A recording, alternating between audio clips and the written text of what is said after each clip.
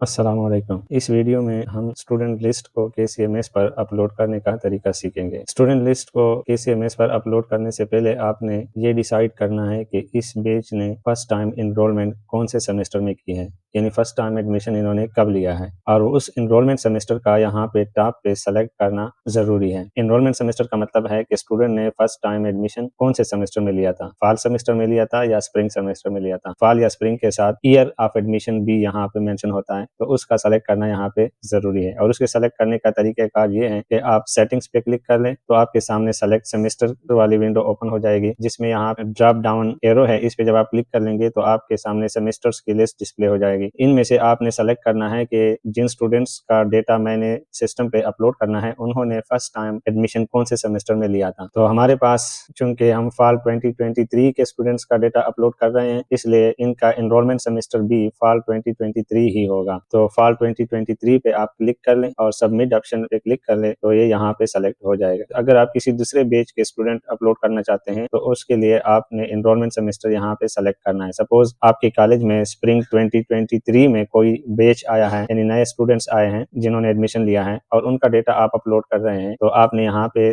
Setting से spring 2023 select करना है और सबमिट ऑप्शन पे क्लिक करना है, तो ये यहाँ पे टॉप पे डिस्प्ले हो जाएगा। क्योंकि हमने फॉल 2023 के स्टूडेंट्स का डेटा अपलोड करना है, इसलिए यहाँ से फॉल 2023 सेलेक्ट करके सबमिट ऑप्शन पे क्लिक कर लूंगा तो ये यहाँ पे टॉप पे डिस्प्ले हो गया। अब स्टूडेंट लिस्ट को अपलोड करने का तरीका ये है कि आप डैशबोर्ड में स्टूडेंट लिस्ट पे क्लिक कर लें तो आपके सामने ये वाली विंडो ओपन हो जाएगी। इसमें बहुत से ऑप्शंस है, लेकिन फिलहाल हम चूंकि नए बैच के स्टूडेंट अपलोड कर रहे हैं इसलिए हम यहाँ पे एड न्यू स्टूडेंट्स के ऑप्शन पे क्लिक कर लेंगे। एड न्यू स्टूडेंट के ऑप्शन पे जब आप क्लिक कर लेंगे तो आपके सामने ये वाली विंडो ओपन हो जाएगी, जिसमें पहला ऑप्शन है select data format. Select data format के सामने यहाँ पे ड्रॉप डाउन एरो है, इस पे क्लिक कर ले तो आपके सामने दो ऑप्शंस डिस्प्ले हो जाते हैं, एक है फ्रॉम केसीएमएस और दूसरा है फ्रॉम फाइल। अगर आप सेलेक्ट डेटा फॉर्मेट में केसीएमएस सेलेक्ट करेंगे तो आपके सामने इस तरह की विंडो ओपन हो जाएगी, जिसमें पहला ऑप्शन है रजिस्ट्रेशन नंबर, इसके बाद है नेम, उसके बाद father name, CNIC number, gender, domicile, degree programme और एनरोलमेंट सेमेस्टर। यानी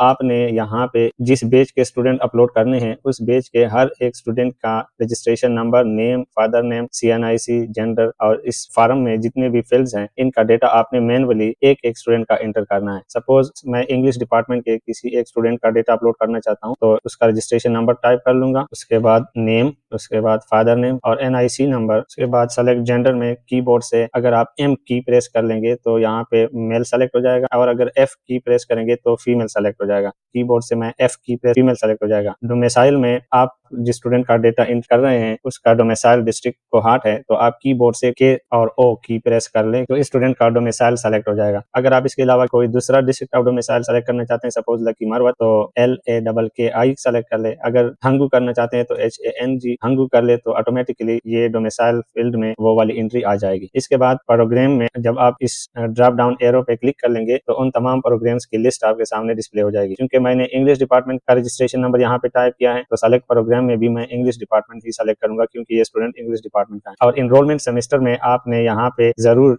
एनरोलमेंट सेमेस्टर सेलेक्ट करना है। अगर आप एनरोलमेंट सेमेस्टर सेलेक्ट नहीं करेंगे आपके स्टूडेंट्स की लिस्ट अपलोड तो हो जाएगी, लेकिन वो स्टूडेंट्स आपको नजर नहीं आएंगे केसीएमएस पे, क्योंकि आपने उनका एनरोलमेंट सेमेस्टर यहाँ पे सेलेक्ट नहीं किया है। तो एनरोलमेंट सेमेस्टर में भी फॉल 2023 हम सेलेक्ट कर लेंगे।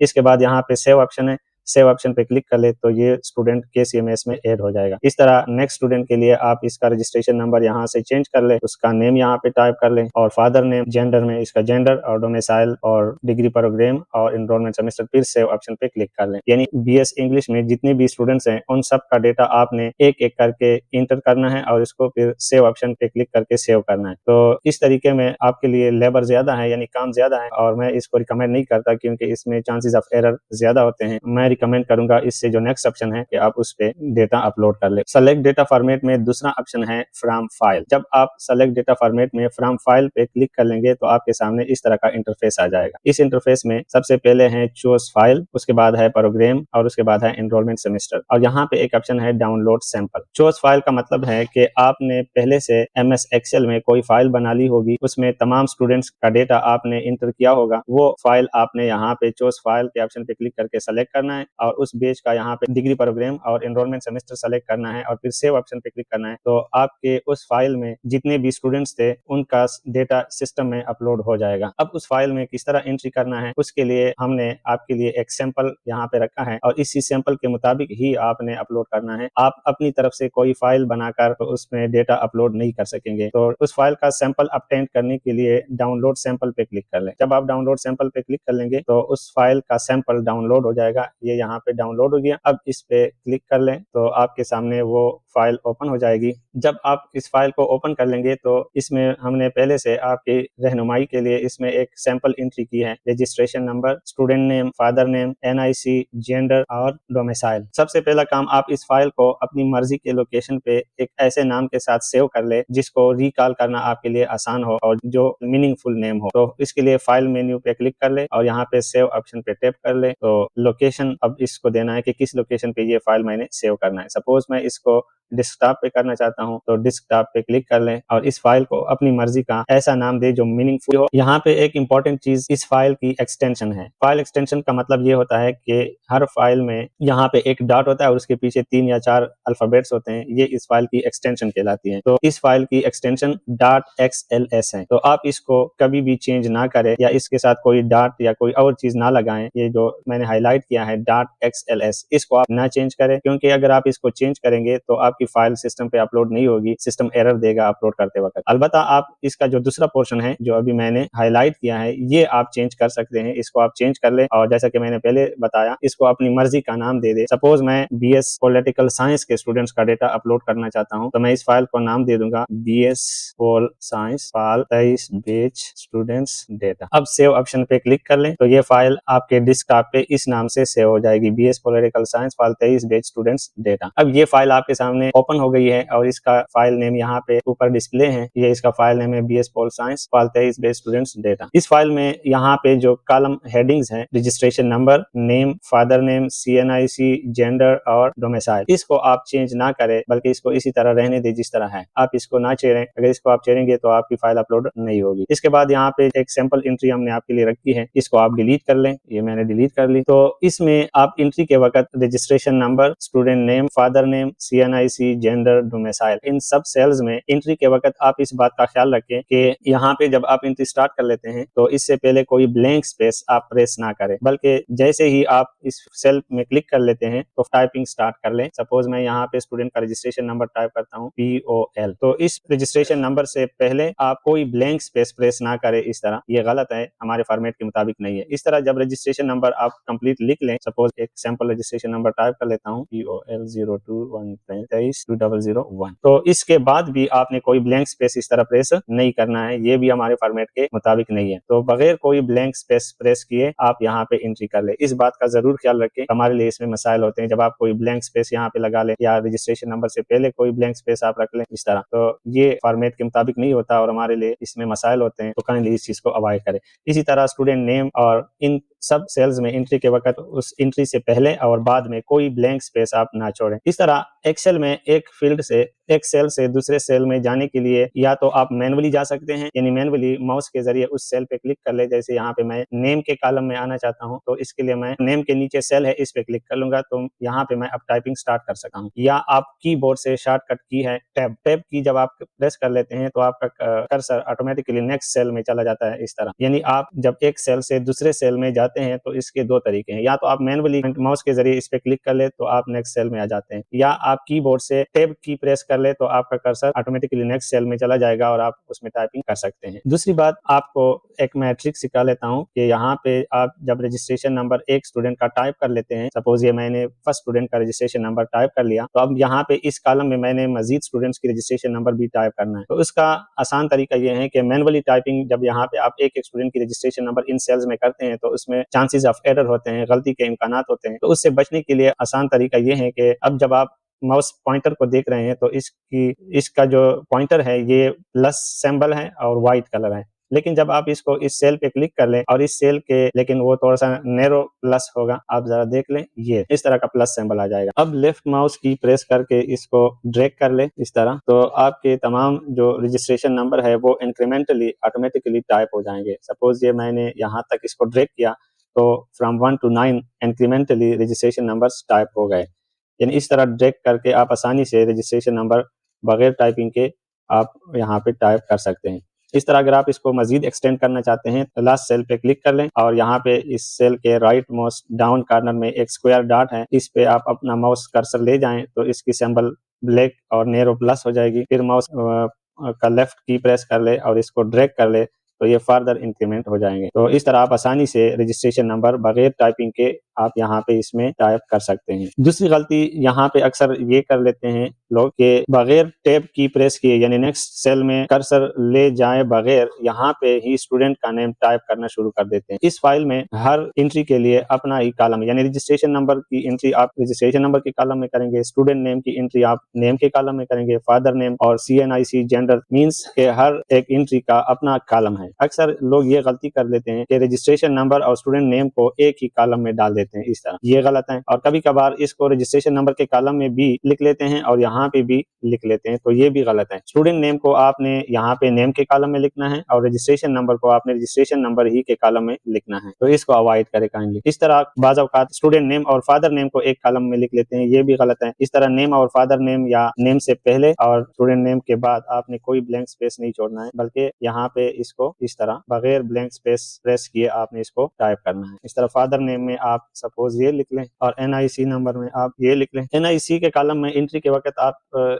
इस बात का ख्याल रखें कि NIC का एक अपना फॉर्मेट है, उसमें यहाँ पे जो डैश है ये आप जरूर डालें। अगर आप डैश नहीं डालेंगे तो ये हमारे फॉर्मेट के मुताबिक नहीं होगा। इसको सिस्टम अगर एक्सेप्ट कर लेगा लेकिन ये हमारे फॉर्मेट के मुताबिक नहीं है। इसी तरह अफगान रिफ्यूजीज का पाकिस्तानी सिटीजन्स के फॉर्मेट पे NIC नंबर नहीं होता, बल्कि उनका एक रजिस्ट्रेशन नंबर होता है या पासपोर्ट नंबर होता है जो अल्फा न्यूमेरिक नंबर्स पर मुश्तमिल होता है, यानी उसमें अल्फाबेट भी होते हैं और नंबर्स भी होते हैं। तो उसको टाइप करते वक्त आप यहाँ पे इस NIC फील्ड में सिर्फ NIC की जो पाकिस्तानी फॉर्मेट है उसको आप सिर्फ टाइप कर सकते हैं। अफगान रिफ्यूजीज की अगर आप एंट्री करना चाहते हैं तो सपोज अगर उसका NIC नंबर या जो पासपोर्ट नंबर है या रजिस्ट्रेशन नंबर है वो इस तरह है CQ 1 2 3 4 5 6 7 8, तो आप इसमें से ये C और Q जो अल्फाबेट है इसको ओमिट कर लें, इसको डिलीट कर लें और बाकी जो इसका रजिस्ट्रेशन नंबर है वो सिर्फ टाइप कर ले, तो भी ये सिस्टम एक्सेप्ट कर लेगा। अगर आप इसके साथ C और Q टाइप करेंगे यानी अल्फाबेट भी टाइप करेंगे तो सिस्टम इसको एक्सेप्ट नहीं करेगा। आपका फाइल जब आप अपलोड करेंगे तो आपको एरर आएगा कि ये फाइल अपलोड नहीं हो सकती, क्योंकि इस NIC फील्ड में सिर्फ आप पाकिस्तानी सिटीजन्स के जो NIC फॉर्मेट है उसी के मुताबिक आप NIC डाल सकते हैं। तो अफगान सिटीजन्स के एंट्री के वक्त आप इस बात का ख्याल रखें कि उनके रजिस्ट्रेशन नंबर से या पासपोर्ट नंबर से आप ये अल्फाबेट्स ओमिट करें, डिलीट कर लें। इस तरह यहाँ पे जेंडर है तो जेंडर के कॉलम में आपने यहाँ पे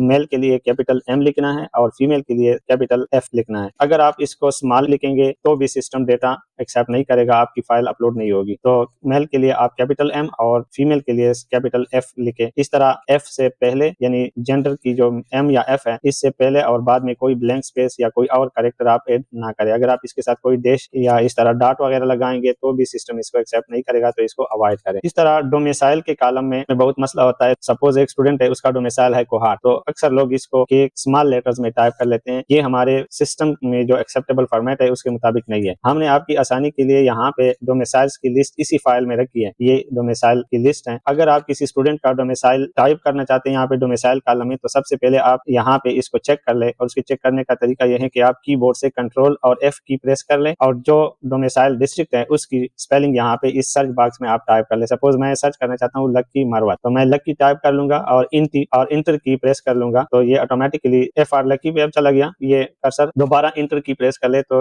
ये लक्की मरवत पे आ जाएगा। अब यहाँ पे देखिए ये लक्की मरवत सेलेक्ट हो गया, तो इस क्लिक कर ले और कीबोर्ड से कंट्रोल और C की प्रेस कर ले तो ये कॉपी हो जाएगा और इसको यहाँ पे डोमिसाइल कॉलम में उस स्टूडेंट के नेम के सामने आप पेस्ट कर लें। इस तरह आप नेक्स्ट स्टूडेंट की एंट्री कर लें, सपोज उसका नाम है ये और फादर नेम में कोई नाम टाइप कर लें और NIC नंबर सपोज इसका है और जेंडर इसका है मेल और डोमिसाइल सपोज इसका है कोहाट। तो आप दोबारा कंट्रोल और F की प्रेस कर ले और यहाँ पे इसमें कोहाट टाइप कर ले और इंटर की प्रेस कर ले तो आपको FR कोहाट पे ले गया। आप दोबारा इंटर की प्रेस कर ले तो ये कोहाट सेलेक्ट हो गया। अब इस पे क्लिक कर ले और कीबोर्ड से कंट्रोल और C की प्रेस कर ले और इसको अपने उस स्टूडेंट के सामने पेस्ट कर ले जिस स्टूडेंट का डोमिसाइल डिस्ट्रिक्ट ये है। आई मीन टू से कि यहाँ पे जो डोमिसाइल कॉलम है इसमें आप एंट्री एक खास फॉर्मेट के मुताबिक करेंगे और वो फॉर्मेट हमने आपकी आसानी के लिए यहाँ पे रखा हुआ है इस कॉलम में।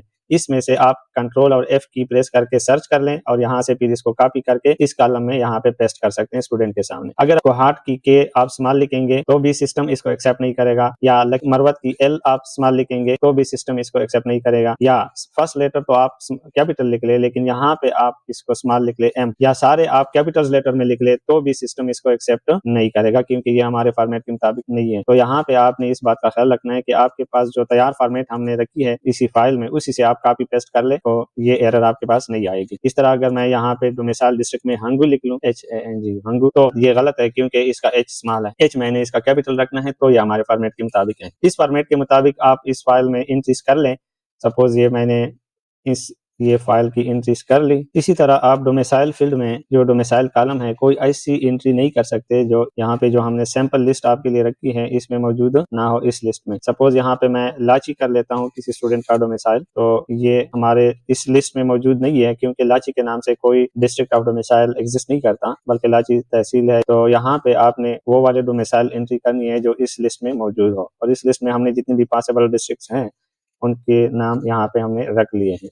सपोज इसमें मैं लाची सर्च करता हूँ तो आपको लाची नहीं मिलेगा। अब ये कहता है कोई एंट्री लाची के नाम से नहीं है, तो चूंकि लाची के नाम से कोई डिस्ट्रिक्ट नहीं है इसलिए आप इसमें ऐसी कोई एंट्री नहीं कर सकते डोमिसाइल के कॉलम में जो इस लिस्ट में मौजूद ना हो इस लिस्ट में। अब ये फाइल आपकी तैयार हो गई, इसको कंट्रोल और S की प्रेस करके सेव कर ले क्योंकि इस फाइल से डेटा हमने यहाँ फॉर्म के जरिए सिस्टम में अपलोड करना है। तो सेलेक्ट डेटा फॉर्मेट में फ्रॉम फाइल सेलेक्ट कर ले। डिग्री प्रोग्राम में यहाँ पे चूंकि हम पॉलिटिकल साइंस के स्टूडेंट्स का डेटा अपलोड कर रहे हैं तो यहाँ पे इस ड्रॉप डाउन एरो पे क्लिक करके bachelor of studies in political science select कर ले। इनरोलमेंट सेमेस्टर चूंकि इनका फॉल 2023 है तो आप इनरोलमेंट सेमेस्टर इसका यहाँ से फॉल 2023 सेलेक्ट करके चोज फाइल पे क्लिक करके वो वाली फाइल सेलेक्ट करनी है जो अभी हमने सेव की थी। तो चोज फाइल पे क्लिक कर लें तो यहाँ से आपने उस लोकेशन पे जाना है जहाँ पे फाइल हमने सेव की थी, और वो लोकेशन थी हमारी डेस्कटॉप और फाइल का नाम था BS पोल साइंस फाइल 23 बेच स्टूडेंट्स डेटा। इस पे क्लिक कर लें और ओपन ऑप्शन पे क्लिक कर लें, या अगर आप इस पे डबल क्लिक कर लेंगे तो ये ऑटोमेटिकली सेलेक्ट हो जाएगा और यहाँ पे चूज फाइल के ऑप्शन के सामने यहाँ पे डिस्प्ले हो जाएगा। अब इन सब फील्ड्स में हमने